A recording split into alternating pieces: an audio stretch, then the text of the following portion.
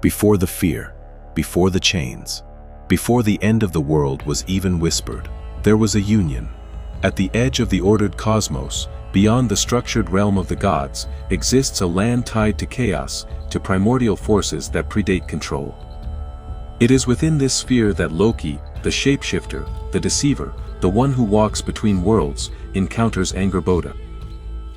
Angrboda is not merely a giantess. She is something older in essence, connected to the wild, untamed forces that exist beyond the reach of the Aesir. Where Loki embodies change and unpredictability, Angrboda embodies something deeper, potential. A dark, silent potential that does not act, but waits. Their union is not described as romantic, nor as accidental. It exists almost as an inevitability, two forces aligning beyond the awareness of the gods. From this convergence, something begins to take shape. Not immediately visible, not immediately understood, but already significant. Because this union does not produce ordinary offspring, it gives rise to beings that do not belong within the natural order, entities that carry within them the weight of something far greater than life itself. This is not a birth of creatures, it is the beginning of consequences. The children of Loki and Angrboda do not remain hidden forever. Their existence reaches the ears of the gods, within Asgard, the realm of order, power, and divine authority. And with that knowledge, comes prophecy. The gods do not simply learn that Loki has offspring. They learn what those offspring will become. 3 beings are named, each one distinct, each one tied to a different aspect of destruction. A wolf that will grow beyond all restraint, a serpent destined to encircle the world itself, and the ruler of the dead, presiding over those who do not fall in glory. They are known as Fenrir, Jörmungandr, Hel. But they are not feared because of what they are. They are feared because of what they will do. The prophecy surrounding them does not speak of possibility. It speaks of certainty. These are not beings who might bring destruction. They are beings who will. And in that moment, within Asgard, something shifts. The gods, who govern fate, who shape the world, who impose order upon chaos, are confronted with a truth they cannot ignore. That something has been born, which they cannot control. And from that realization, fear begins to take root. Because from the moment they are known, the children of Loki are no longer seen as lives. They are seen as warnings. The knowledge of the prophecy does not bring curiosity, it brings fear. Within Asgard, the gods are not strangers to conflict. They have faced giants, chaos, and the unpredictable forces of the cosmos before. But this is different, because this threat is not external, it has already been born. The children of Loki are not distant dangers gathering strength beyond the borders of the world. They are part of the fabric of fate itself, beings whose existence is already intertwined with what is to come. This is what unsettles the Aesir. Not their current form, not their present power, but their future. The prophecy does not speak in uncertainty. It does not suggest that these beings might grow into something dangerous. It declares that they will, that they are bound to play a role in the unraveling of the world. And for gods who define themselves through control, through structure, through the maintenance of order, this is something they cannot accept easily. Fear, among the Aesir, is not panic. It is calculation. They begin to consider what must be done, not to destroy what already exists, but to prevent what has been foretold.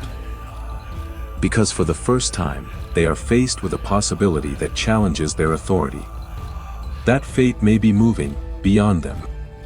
Faced with prophecy, the gods do not remain passive. They choose to act. This decision is not born from cruelty, nor from immediate hostility toward the children themselves.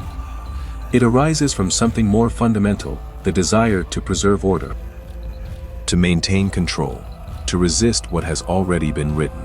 At the center of this decision stands Odin, the Allfather, whose understanding of fate is deeper than that of any other god. He knows that prophecy cannot simply be ignored. But neither can it be allowed to unfold unchecked. And so, a choice is made. The children of Loki will not be allowed to grow freely. They will not be permitted to develop into the forms foretold by destiny, at least, not without resistance. Each one will be dealt with, separated, contained, removed from the path that leads directly toward the end. This is the moment where the Aesir attempt something profound. They attempt to intervene in fate itself, not by denying its existence, but by trying to alter its course, to delay it, to reshape it, to impose control over something that may not be meant to be controlled. It is a calculated act, a strategic response to inevitability. But within that decision lies a deeper tension. Can fate truly be changed, or only postponed? The gods believe they are acting to prevent destruction, but in doing so, they may be setting something else into motion, something that will not be stopped, only delayed.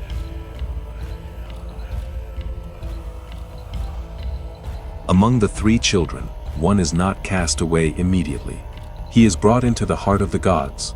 Fenrir is taken to Asgard, not as a prisoner at first, but as something closer to a curiosity, a being to be observed, a presence to be contained within sight. In his early form, Fenrir does not yet resemble the force he is destined to become. He is a wolf, large, yes, but still within the bounds of understanding. The gods watch him, they measure him. They attempt to comprehend what he might become. But Fenrir does not remain as he is. He grows. Not slowly. Not predictably. His size increases beyond expectation. His strength expands beyond what any ordinary creature could possess. With each passing moment, it becomes clearer that he is not bound by natural limits. He is becoming something else. And yet, despite this, the gods hesitate. They do not strike him down. They do not destroy him. Instead, they allow him to remain within their realm, perhaps out of caution, perhaps out of uncertainty, perhaps because even they do not fully understand the consequences of acting too soon. Only one among them dares to approach him without fear. Only one feeds him. This detail matters, because even as Fenrir grows into something monstrous, there is still a moment, brief and fragile, where coexistence seems possible. But that moment does not last, because Fenrir's growth is not simply physical. It is the manifestation of prophecy. As Fenrir grows, the unease within the gods begins to shift. It becomes fear, not the fear of what he is now, but of what he will become. The prophecy surrounding him is clear. He is destined to play a role in the destruction of the gods themselves. And unlike distant threats, unlike forces that gather far from their reach, Fenrir stands among them. Within their walls. Within their control, or so they believe. This proximity makes the threat impossible to ignore. Every increase in his size is a reminder. Every display of strength reinforces what has been foretold. The gods begin to see him not as a being, but as an inevitability taking shape before their eyes. And in that realization, their hesitation begins to break. Fear, among the Aesir, does not remain passive. It evolves into intention. They begin to consider how to act, not in response to aggression, but in anticipation of it. Fenrir has done nothing yet to fulfill the prophecy, but he will, and that certainty is enough. This is where the shift occurs. From observation to control, from coexistence to containment. The gods no longer see Fenrir as something that can be allowed to exist freely. They see him as something that must be restrained. Because for the first time, the threat is no longer distant, it is growing, right in front of them. Fear, once formed, demands action. The gods of Asgard no longer trust that Fenrir can be allowed to grow unchecked. His strength has surpassed anything they can safely confront, and yet, they cannot destroy him. So they turn to deception. Twice before, they attempt to bind Fenrir with chains forged through strength alone. Twice, he breaks them effortlessly, proving that force will not be enough. It is not power that will restrain him, it is something else. The gods seek the dwarves, masters of impossible craft, and from them is created a binding unlike any other, Gleipnir. Gleipnir appears fragile, soft as silk, light as nothing. But its creation defies reality itself. It is made from things that do not exist, impossible components gathered from the absence of the world. The sound of a cat's footsteps, the beard of a woman, the roots of a mountain, the sinews of a bear, the breath of a fish, and the spittle of a bird. It is not a chain of strength, it is a chain of paradox. When presented to Fenrir, the gods claim it is merely another test, a demonstration of his power. But by now, the wolf has grown wary, he senses the deception. He understands that this is no ordinary binding, and so he makes a demand. Fenrir does not refuse the challenge, but he will not accept it without assurance. He demands that one of the gods place their hand within his jaws as a sign of trust, an unspoken pact that if the binding is a trick, there will be a cost. Silence falls among the gods. None step forward, because they know the truth. Gleipnir will hold, Fenrir will not break free, and whoever offers their hand will lose it. Only one god accepts. Tyr, the god of honor and law, steps forward, not because he believes the act is just, but because he understands that it is necessary. He places his hand within Fenrir's mouth, the binding is set. At first, the wolf struggles. He pulls against Gleipnir with all his growing strength, but the more he resists, the tighter it holds. There is no breaking it, no overcoming it. In that moment, Fenrir understands. He has been deceived, and with that realization, he bites down. Tyr does not resist. He does not pull away. He accepts the consequence. His hand is severed. This act becomes more than sacrifice. It becomes the embodiment of the cost of control, the price paid when the gods choose to bind what cannot be freely allowed to exist. Fenrir is restrained, but the balance has already been broken. Bound by Gleipnir, Fenrir is cast away, restrained, isolated, removed from the world he once walked within, but not destroyed, never destroyed. Even in chains, he remains, and he waits. His jaws are forced open, held apart by a sword placed between them. From his mouth a constant flow emerges, foam that becomes a river, a visible mark of his rage, his resistance, his unbroken will. But more than anything, he howls. A sound that carries beyond his prison, a sound that does not fade with time. It is not the cry of a defeated beast, it is the voice of something that has been delayed. Because the prophecy has not been undone, it has only been postponed. Fenrir's role remains unchanged. His fate is not erased, it is waiting for its moment. The chains that bind him are not permanent solutions, they are temporary measures against something inevitable, and when that moment comes, when the world begins to break, when the final battle rises, Fenrir will not remain bound. He will break free. And when he does, the wolf who was once contained within Asgard will fulfill what was always foretold. Until then, his howl endures, not as a memory, but as a warning.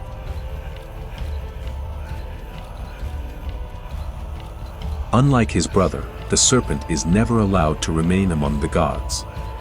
From the moment his existence is known, the decision is immediate. Jörmungandr is taken and cast away, removed from the realm of the Aesir and hurled into the vast waters that surround the world of men, Midgard. This act is not hesitation, it is prevention. The gods do not wait to see what he might become. They do not observe, as they did with Fenrir. They act quickly, decisively, seeking to isolate the threat before it can take form within their reach. And so, the serpent falls, down into the depths, into the endless sea. At first, it may seem like exile, a removal from relevance, a distancing from the center of power. But this act does not eliminate the danger, it relocates it. Because the Sea of Midgard is not empty. It is vast, deep, and unknowable. A place where something can grow without being seen, without being measured, without being understood. In casting Jörmungandr into these waters, the gods believe they are containing him, but, in truth, they are giving him space. Space to become something far greater than they ever intended. Within the depths of the ocean, unseen by gods and men alike, Jörmungandr begins to grow, not as a creature confined by nature, but as something that expands beyond it. He does not remain a serpent of ordinary scale. His body lengthens, his form extends, his presence spreads through the waters of the world. With time, his growth becomes so immense that he reaches beyond comprehension. Until, eventually, he encircles the entire world. Coiling through the oceans of Midgard, his body forms a boundary, a living ring that surrounds the realm of humanity. His tail meets his own mouth, completing a circle that defines both containment and control. This is where his true nature reveals itself. Jörmungandr does not invade the world. He surrounds it. He becomes a limit, a boundary that cannot be crossed. Hidden beneath the surface, he exists as a constant, silent presence, unseen, yet always there. The waters themselves become his domain, and within them, he waits. This transformation carries a deeper meaning. The gods sought to remove him, to push him away from the center of their power. But in doing so, they allowed him to become something far more dangerous, not through direct action, but through quiet expansion. Jörmungandr is not a threat that approaches. He is a threat that is already in place, encircling, containing, waiting. And in that stillness beneath the waves, his existence becomes something inevitable, a force that does not need to move forward, because it already surrounds everything. Among the gods, one stands in direct opposition to the serpent. Thor, the defender of order, the wielder of thunder, becomes the natural counterforce to Jörmungandr. This opposition is not accidental. It is fundamental. Thor represents force directed outward, protection, confrontation, the will to strike against chaos wherever it emerges. Jörmungandr, by contrast, does not advance. He surrounds. He waits. He exists as a boundary that cannot be broken without consequence. Where Thor acts, Jörmungandr endures. Their conflict is not one of constant battle, but of inevitable collision. They are drawn toward each other by the structure of fate itself, two forces that cannot coexist without eventual confrontation. This is what defines them. Not merely enemies, but opposites. And though they rarely meet, the tension between them never disappears. It exists beneath the surface of the world, silent, unresolved, waiting for the moment when distance will no longer be possible. There is, however, a moment, a glimpse, when that distance is nearly broken.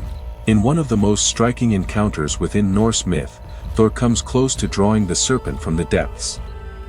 Accompanied by the giant Hymir, he ventures into the open sea, far beyond the safety of land.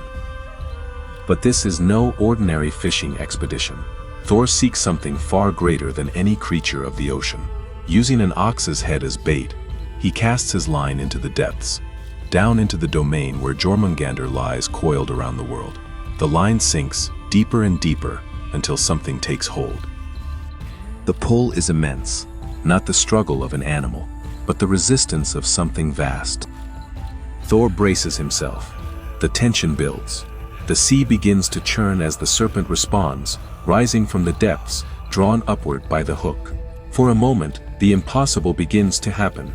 The boundary that surrounds the world begins to break. Jörmungandr emerges. And as he rises, Thor prepares to strike, his weapon lifted, his strength focused, ready to confront the being he is destined to face. But the moment does not complete. Before the blow can fall, the line is cut. The serpent slips back beneath the waves, disappearing once more into the depths that conceal him. The encounter ends unfinished, not resolved, only delayed. A reminder that their true confrontation does not belong to this moment, but to something yet to come. When that moment finally arrives, there will be no interruption. At Ragnarök, the serpent will rise fully, not as a hidden presence beneath the sea, but as an active force within the destruction of the world. The waters will break, the boundary will dissolve, and Jörmungandr will face Thor at last. This time, there will be no escape. No retreat into the depths. No interruption. Their conflict will reach its conclusion. Thor will strike, bringing his full strength against the serpent, fulfilling the role he was always meant to play. And Jörmungandr, in turn, will unleash what defines him, not just size, not just presence, but something far more destructive. Poison. A force that spreads beyond the body, beyond the battlefield, into the very fabric of existence. As the serpent falls, its venom does not vanish. It lingers, it claims its cost. Thor, though victorious in the act of slaying the serpent, does not survive the encounter. He takes only a few steps before the poison overcomes him, and with that both fall. This is the nature of their conflict. Not victory, but mutual destruction. Not triumph, but fulfillment. Jörmungandr does not conquer the world, he completes his role within it. And in doing so, he reveals a truth that runs through all of these stories. That some forces are not meant to win, they are meant to end things.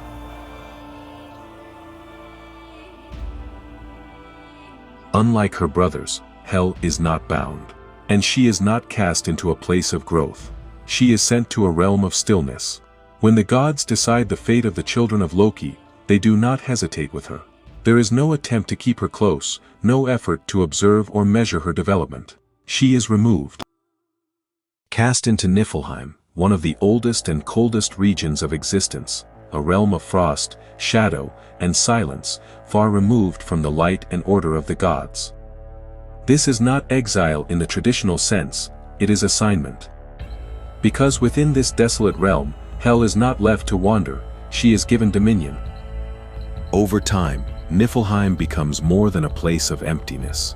It becomes a destination, a realm where those who do not fall in battle are sent after death. A place not of glory, not of selection, but of inevitability. Here, there are no feasts, no battles, no resurrection, only stillness. In placing Hel within Niflheim, the gods do something different from what they did with Fenrir and Jörmungandr. They do not attempt to restrain her. They do not attempt to remove her entirely. They place her exactly where she will matter most, at the threshold of death. Hel's nature reflects the realm she rules. She is not fully alive. She is not fully dead. Her form embodies a duality that cannot be reconciled, a being split between two states of existence. One half of her appears living, human in form, while the other bears the unmistakable mark of death, pale, decayed, lifeless. This is not a deformity, it is a declaration. Hel does not belong to one side of existence. She stands between them, embodying the transition that all must face. Where her brothers represent force and expansion, Hel represents inevitability. She does not chase, she does not grow, she receives. Within her presence, there is no urgency, no rage, no outward aggression. She does not need to act upon the world in order to shape it, because everything, eventually, comes to her. This is what makes her different. Fenrir must break free. Jörmungandr must rise. Hel does nothing. And yet, her influence is constant. She presides over those who die without glory, those who do not fall in battle, those who are not chosen, those whose deaths pass quietly. Under her rule, there is no judgment based on valor, no elevation through conflict, only acceptance. Her dual form reflects this perfectly. Life and death are not separate within her. They coexist. And in that coexistence, she becomes something neither her brothers nor the gods can fully control. A reminder that not all endings are violent, but all are certain. From her dominion in Niflheim, Hel establishes a realm that mirrors her nature, quiet, inevitable, and absolute. This realm is known as Helheim. Unlike Valhalla or Folkvanger, Helheim is not a place of selection, it is a place of arrival. There are no gates that open for the chosen, no warriors carried by Valkyries, no moment of elevation that transforms death into something greater. Instead, Helheim exists as the natural destination for those who pass from life without the mark of battle. It is vast, but not grand, enduring, but not glorious. Its landscape reflects the stillness of its ruler, cold, dim, and unmoving. There is no constant motion, no cycles of combat, no renewal through struggle. Time itself feels different here, stretched into something quiet and unchanging. Within this realm, the dead do not rise. They remain. And in that permanence, Helheim becomes something fundamentally different from every other destination in Norse belief, not a continuation of purpose, but a continuation of existence. In Helheim, there is no celebration of how one died, no recognition of courage, no elevation through sacrifice. Under the rule of Hel, the dead are not measured by honor, but by inevitability. This is not judgment in the sense of reward or punishment. It is acceptance. Those who arrive here are not condemned, they are simply not chosen. Their lives, however they were lived, do not lead to Valhalla or Folkvanger. And yet, they are not cast into oblivion either. They are received. This creates a stark contrast within the Norse worldview. On one side, there are the chosen, those whose deaths lead to purpose, to preparation, to participation in something greater. On the other, there are the many, the majority, who pass quietly into Helheim, where their existence continues without transformation. There is no glory here, but there is also no chaos, no struggle, no defiance, only stillness. And in that stillness, a different kind of truth emerges, that not all lives are defined by battle, but all lives, regardless of their path, end in the same inevitability. Though Helheim is a realm of stillness, it is not separate from the greater fate of the cosmos. When the final events begin, when Ragnarök unfolds, the dead do not remain at rest. They move. From the depths of Helheim, under the command of Hel, an army emerges, those who were never chosen, those who never fought for glory, those who lived and died outside the path of valor. They rise not as individuals seeking honor, but as a collective force. This is not the army of the Einherjar, disciplined, trained, forged through endless battle. This is something different, a tide of the inevitable. Where the chosen represent preparation, the dead of Helheim represent accumulation, the weight of countless lives that were never part of the divine plan, now returning as part of its conclusion. They do not fight for glory, they do not fight for recognition. They move because the end has come, and in their movement, the balance becomes complete. The chosen and the unchosen, the warriors and the forgotten, all take part in the same final moment. Because in the end, Hel does not oppose the gods through force alone. She fulfills something deeper, that even those without glory still have a place in the ending of the world.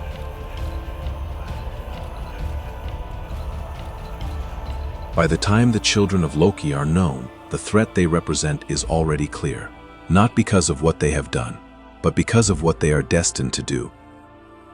At the center of this realization stands Odin, the one god who understands the nature of fate more deeply than any other. He does not act out of ignorance. He does not misunderstand the prophecy. He sees it. And because he sees it, he chooses to act against it.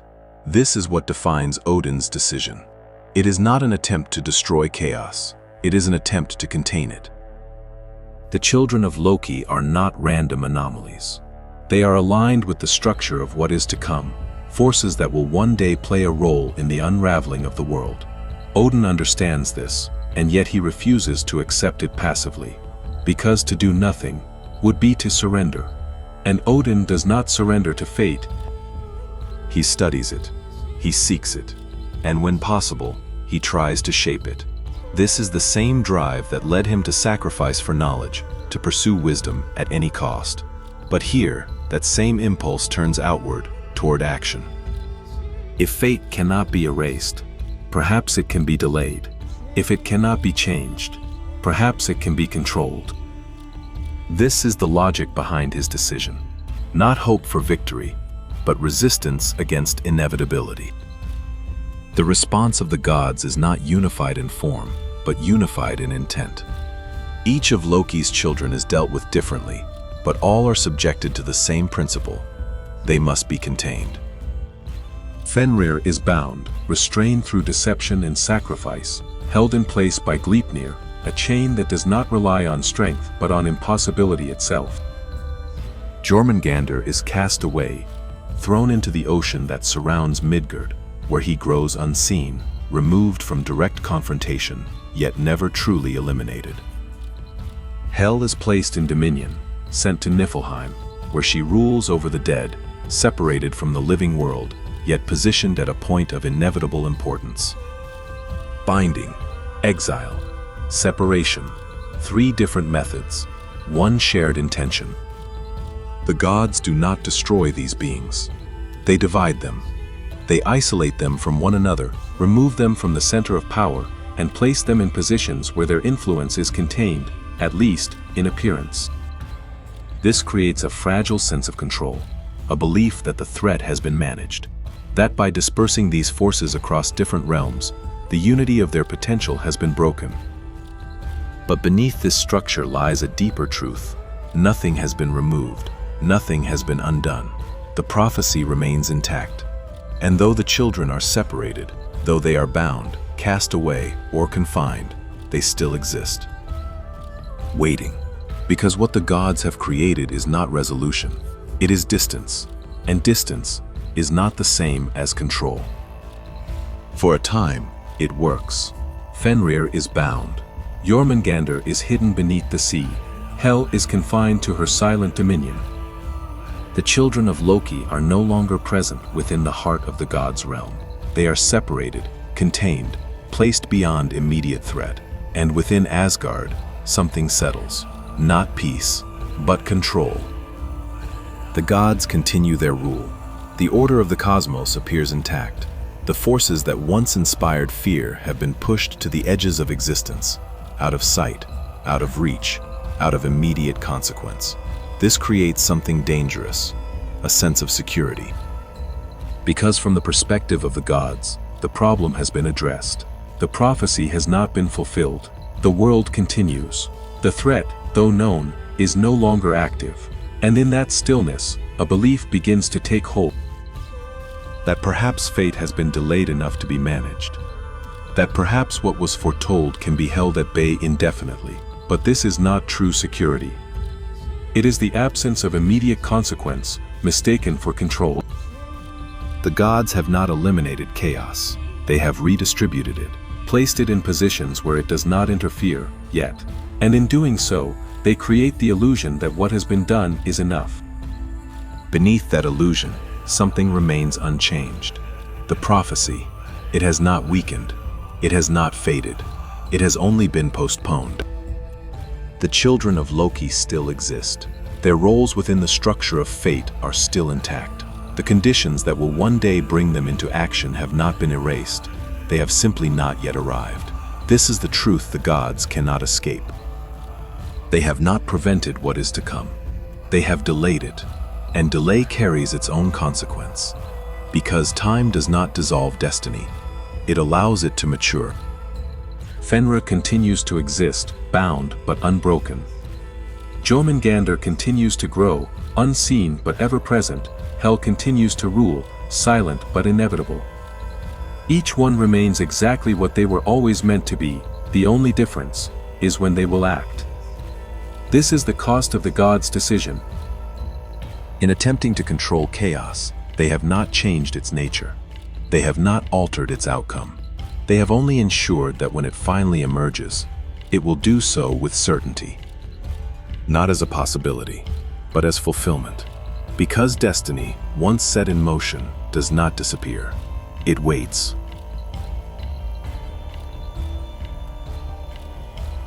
For ages, the wolf remained bound. Silent, restrained, contained by a chain the gods believed could never be broken. But the moment always approaches. When Ragnarök begins, the order the gods fought to preserve begins to collapse. The structures that once held the world together weaken, and with them, the bindings that held back what was inevitable. Fenrir does not struggle as he once did. He breaks free. Gleipnir, crafted from impossibility, designed to hold what could not be restrained, fails. Not because it was flawed, but because the moment it was meant to resist has passed. The wolf rises, no longer a growing threat, but a realized one. His form is no longer something the gods can measure or contain. His presence expands beyond scale, his jaws opening wide enough to swallow the sky itself. Where once he was held in place, now he moves freely, unbound, unstoppable, exactly as foretold. This is not escape, it is release. Everything the gods sought to delay has arrived in full. Fenrir does not rage blindly, he advances with purpose. Because his role was never erased, it was waiting. At the same time, the sea itself begins to change. What once concealed the serpent can no longer hold him. The waters of Midgard churn and break as Jörmungandr stirs beneath the surface. The boundary that once surrounded the world begins to unravel, not slowly, but all at once. He rises. Not as a hidden force, but as a visible one. The serpent that once encircled the world now emerges into it, breaking the balance he once maintained. His movement is not expansion, it is disruption. The order defined by his presence collapses as he abandons his position, bringing chaos with him. The sea overflows. The world shifts. The boundary dissolves. What was once contained beneath the surface now becomes part of the destruction above it. This is the consequence of exile. The gods did not eliminate the serpent. They placed him in a position where his growth could not be seen, and now, that growth returns all at once. Jörmungandr does not need to conquer, he only needs to rise. Because in rising, he fulfills exactly what he was always meant to be. Not an approaching threat, but a force that was always there, now finally revealed. While the wolf breaks free and the serpent rises, another force begins to move. Silent, inevitable, unstoppable in its own way.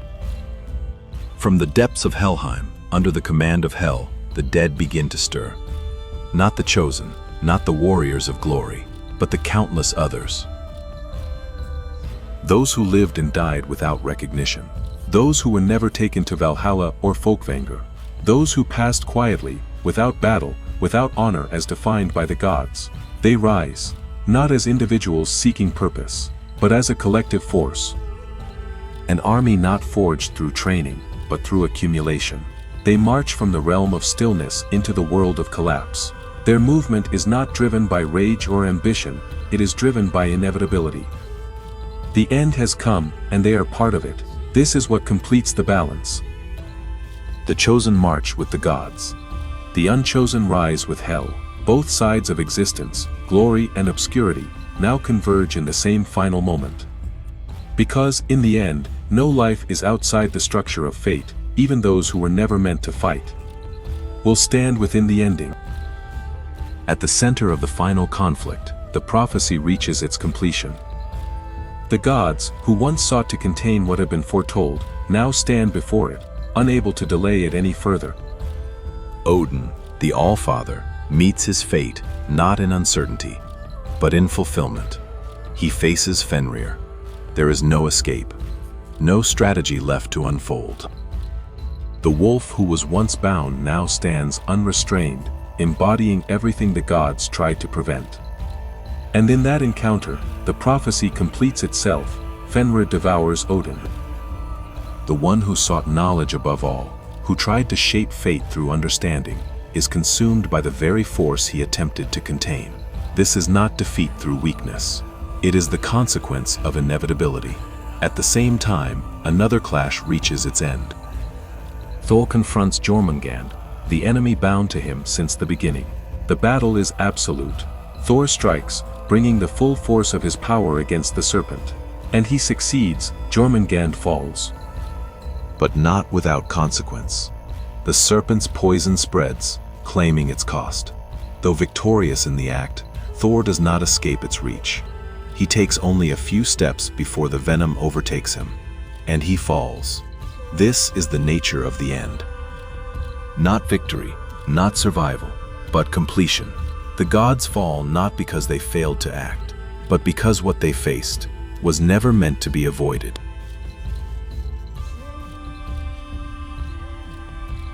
At first glance, the children of Loki appear as monsters. A wolf that devours a god, a serpent that poisons the world, a ruler of the dead who commands the forgotten. They seem to embody destruction, chaos, and the undoing of everything the gods sought to preserve. But this raises a deeper question: are they truly evil? Or are they simply fulfilling what was always meant to be? The prophecy surrounding Fenrir, Jörmungandr, and Hel does not describe choice, it describes certainty. They do not rise against the gods out of rebellion. They do not act from personal malice. They become what they were always going to become. In this way, their existence challenges the idea of morality itself.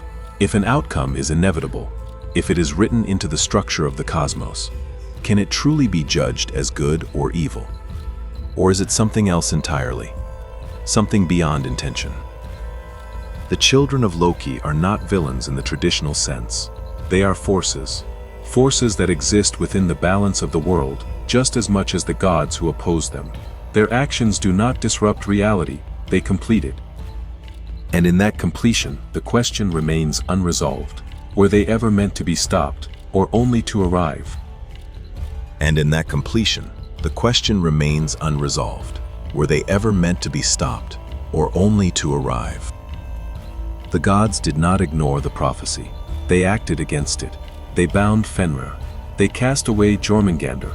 They confined Hel to her distant realm.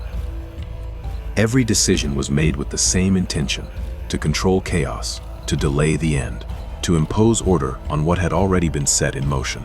But in doing so, they did not remove the threat. They reshaped it. Chaos, once dispersed, did not disappear. It was suppressed, pushed to the edges of existence, placed in positions where it could not interfere immediately. And yet, suppression carries its own consequence. Because what is held back does not cease to exist. It gathers, it grows, it waits. Fenrir became stronger in his chains. Jörmungandr grew unseen beneath the sea. Hel ruled over the countless dead, expanding her domain with every passing life. The actions of the gods did not weaken these forces, they gave them time. And when the moment finally arrived, when Ragnarök began, everything that had been contained returned at once, not as fragments, but as completion. This is the final truth hidden within the story. Chaos is not always the enemy. Sometimes, it is the consequence of trying to control what cannot be controlled. The gods did not ignore what was foretold. They acted against it. They bound Fenrir. They cast Jörmungandr into the depths. They confined Hel to her distant dominion. Each act was a response to fear, measured, deliberate, and rooted in the belief that fate could be delayed, contained, perhaps even reshaped. And for a time, it seemed to work. But destiny is not a force that can be imprisoned. It can be resisted, it can be postponed, but it cannot be erased. The cost of this resistance was not immediate destruction. It was something far more subtle. It was time. Time for Fenrir to grow stronger within his chains. Time for Jörmungandr to expand unseen beneath the world. Time for Hel to gather the countless dead into her realm. The gods did not prevent the end. They ensured that when it came, it would arrive fully formed. This is the price of attempting to control what lies beyond control. Not failure in the moment, but inevitability returned with greater weight. In the end, the children of Loki are not anomalies within the cosmos.